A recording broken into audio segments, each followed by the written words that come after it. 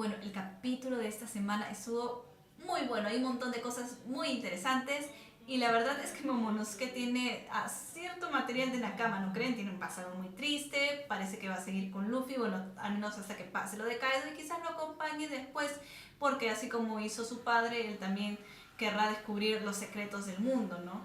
Quizás sea Momonosuke el próximo Nakama. ¿Ustedes creen? La verdad es que voy a dejar ahí esa pregunta. No es que sea un personaje que me agrade mucho, pero digamos que podría entrar en la tripulación. ¿Qué es lo que haría?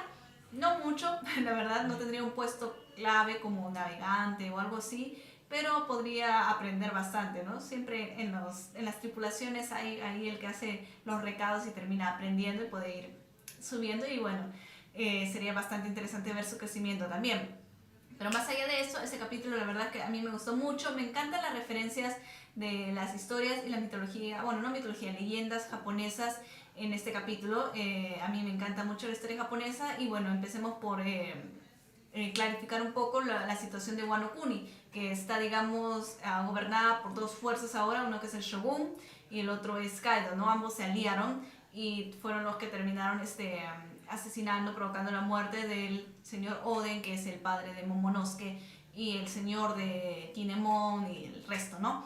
Ahora, lo interesante aquí es que este shogun ha cerrado el país y esto se parece mucho a una situación que sucedió con Japón en el shogunato de Tokugawa y me parece muy curioso que Oda lo meta aquí porque Oda fue discípulo de Watsuki, que es el creador de Rurouni Kenshin, y justamente Rurouni Kenshin, también conocido como Samurai X, se ubica en esta época del Japón, ¿no? Cuando Japón estaba, digamos, en este periodo cerrado y luego acaba el shogunato de Tokugawa y empieza la restauración Meiji gracias a Kenshin y un montón de soldados, ¿no? Y un montón de gente. Digamos, bueno, obviamente Kenshin no existió en la vida real, pero eso es lo que da a entender la historia.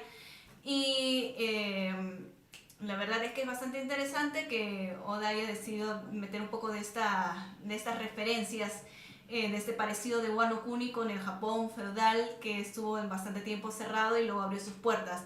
Y es muy interesante también porque habían personajes que ya son conocidos en la ficción, que han aparecido en otros mangas propios de esta época, como son los Shinsengumi, que seguramente lo han visto en Gintama o del mismo Rurouni Kenshin. Y me pregunto si Oda decidirá crear unos personajes así como ellos, que trabajen a favor del Shogun y que sean los enemigos de turno también de Luffy y los demás. Sería bastante divertido, me encantaría que Oda hiciera un guiño a Watsuki y a la historia japonesa introduciendo a personajes así. Y otro también guiño que hacen más a las leyendas japonesas es que me hizo recordar que Kinemon y Kanjuro, que han perdido a su señor, son como los 47 Ronins que cuando perdieron a su señor solamente vivieron para cumplir su venganza. Obviamente siendo el manga de One Piece juvenil, para gente de 13 y 17 años, no creo que Kinemon y Kanjuro tengan ese final trágico de hacerse harakiri después de que haber cumplido con la misión de vengar a su señor.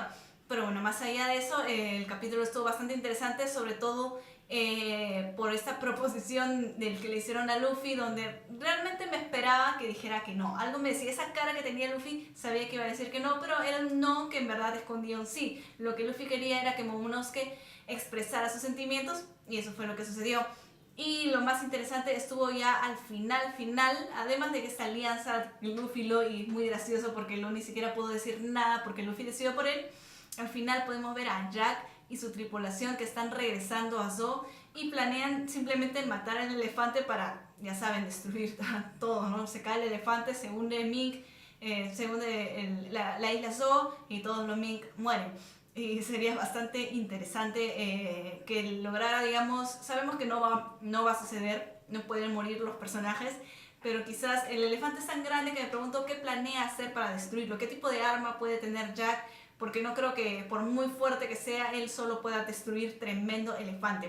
Sería interesante que primero empiece quizás desequilibrando al elefante, hiriéndolo en una pierna, entonces digamos que Zou empieza a inclinarse y los Mugiwara se dan cuenta de eso y tienen que ir a enfrentar a Jack para que no termine de destruir el elefante y Zou no termine hundiéndose en el mar. Y eso sería, digamos, haría que la saga se tornase un poco como las otras, como las anteriores, donde siempre hay un tiempo límite, un peligro de destrucción y cosas así.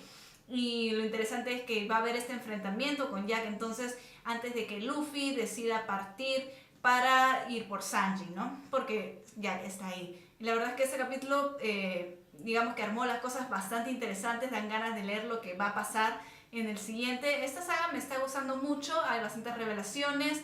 La verdad es que, digamos, sí tuvimos algunos capítulos para conocer a los Mick, pero no fue tanto como con Dressrosa, porque no habían tantos dramas, no habían tantos arcos metidos dentro de la saga, ¿no? Simplemente ha sido más directo y la verdad creo que eso le ha dado un buen impulso a la saga y a mí me ha gustado muchísimo.